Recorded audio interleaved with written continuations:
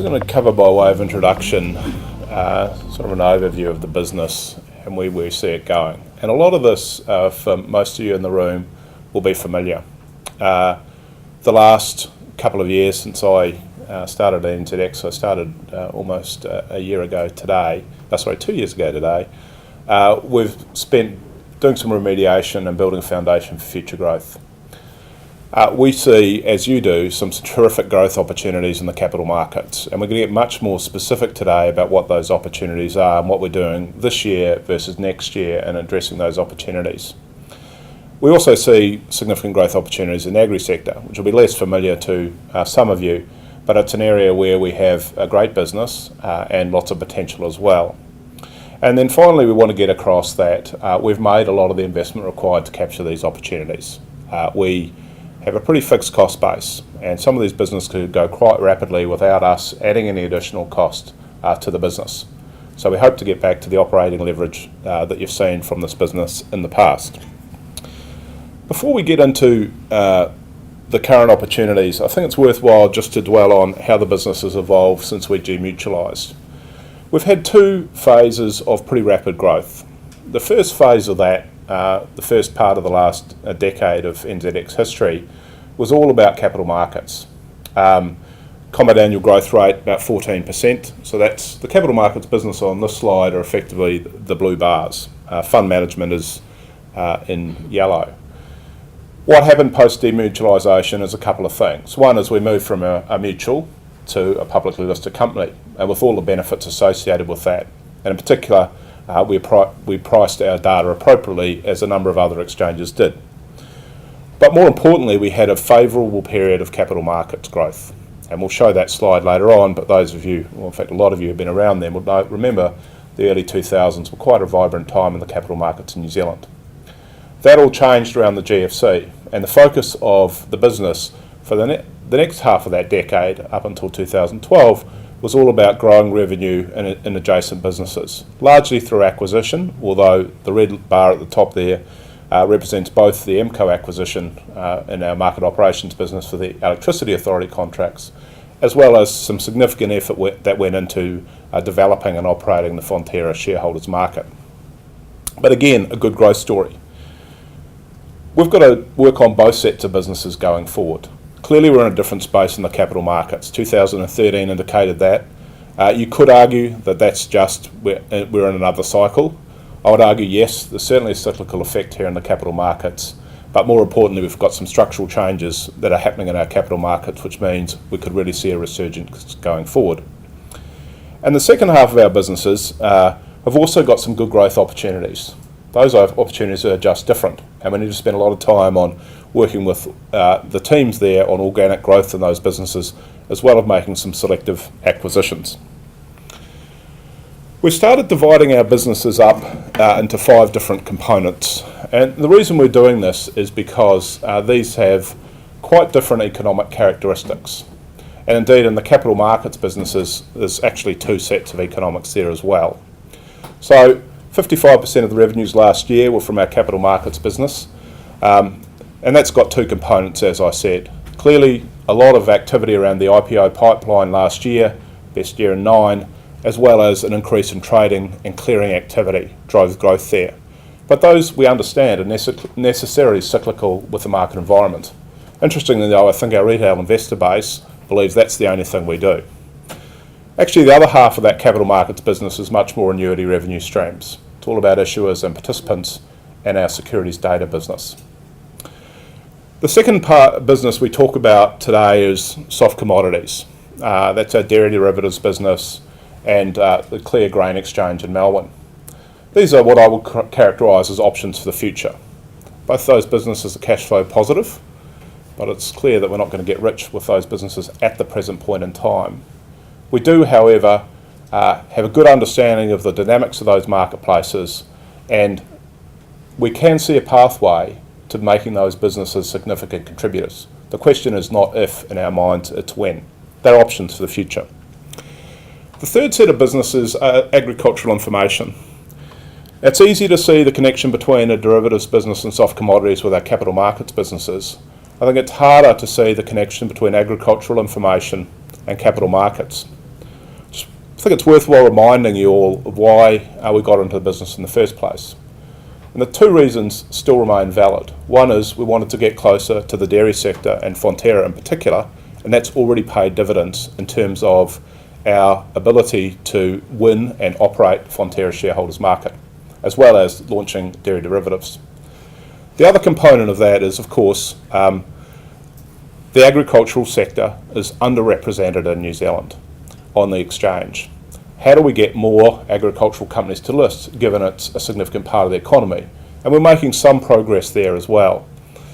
And I suppose more importantly, and perhaps more belatedly, is the fact that, like the securities business, data and analytic tools will drive decision making going forward in the agricultural sector. We've got a foothold on that in a very fragmented market, in a very large market. So we've got some good opportunities there as well. Fund management, again, a business that arguably would not exist in any other exchange in the world. Again, I think it's worthwhile reminding you why we got into that business in the first place and the role we see that playing in the portfolio. Well, firstly, it's profitable, and secondly, it's a high growth market. But I suppose more importantly for us, it's got some second and third order effects for our business. It enables securities borrowing and lending, and I know we'd like to do more of that in the marketplace in general.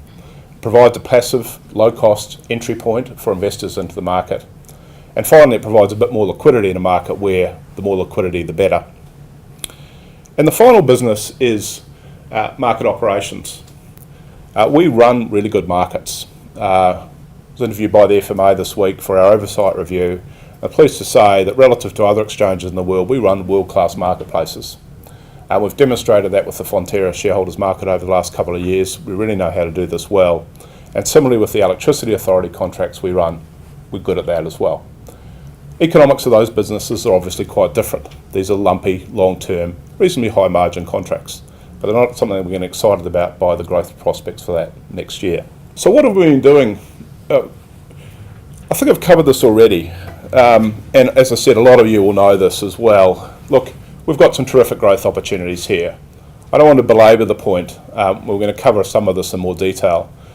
But I do want to say in the capital markets, obviously we're at the beginning of a journey in terms of KiwiSaver and the impact on the marketplace. Our challenge is to provide more products. Secondly, we're in a much, much different regulatory environment from the 1st of April than we have been historically. Issuance is much lower cost. We have a different form of regulation. So we have some tremendous opportunities there. And of course, that's going to drive fund management as well. Agri-information, well, we're in an economy which is highly dependent on the agricultural sector, and depending what forecasts you use, that sector is going to grow somewhere across Australia and New Zealand, somewhere in the order of 4 to 5% for the next generation. So we're in some high growth markets. The challenge for us is to deliver on the opportunities that we see in those markets for NZX. As I said, we haven't been doing nothing over the past couple of years, and I put this slide together and didn't really appreciate what it would show. So that's our current organisational structure, or a schematic of that. And I think there are three important points to make about it. Firstly, we've got two new businesses, or two new organisational units that we didn't have 18 months ago. We have a markets business headed by Aaron and a team of about 8 or 10 people working in that business. Secondly, we have an operational area. And not only are we running much better operations across the business, but also that part of the business deals on a day-to-day basis with participants and issuers, which is also an area where we needed to improve. And in both issuers and participants, we did a customer survey at the end of last year, and while it'll be fair to say we've got some room for improvement, I think the increase in satisfaction amongst our customers was pretty significant last year. The second thing that may be a bit too subtle on this slide is who we've hired in the last 18 months. So the light blue boxes are people who were here when I joined, and the dark blue boxes are new. There's a bit of license on the slide, not deliberately, because if you count up those boxes, you'd say 2/3 of the management team has changed. Actually, because some of those are not shown here, or they're shown as one line, that's not quite true. But there has been about half of the broader management team in the organisation new positions or new to the business in the last 18 months. So we've made some significant changes while preserving quite a good culture within the organisation. And also we've belaboured the point, I think, a sharply reduced attrition, so we've got a lot more experience in the team that we have. The final point is we've been investing in people, a number of people, as well as capabilities.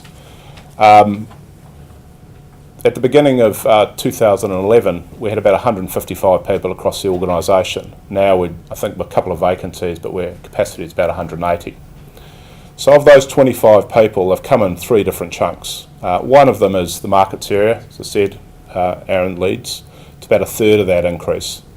The second has been in technology and operations, and a good chunk of that is capacity to run the Fonterra shareholders market. And the final component of that has been across the organisation, with a specific emphasis on regulation. We're obviously we obviously want to run, as we're obligated to do, fair, orderly and transparent markets. However, if we don't have trust in our marketplace, we can't do the things we want to do.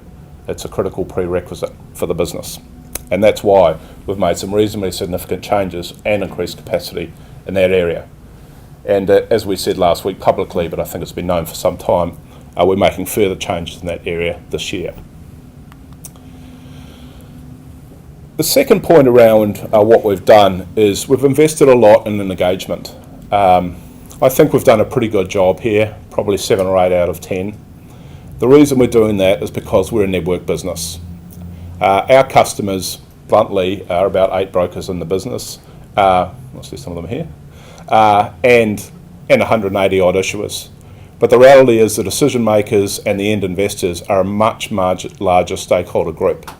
And we're spending a significant amount of time and effort both with public events, one-on-one, our online presence and communication with those groups in order to engage with them in what we want to do.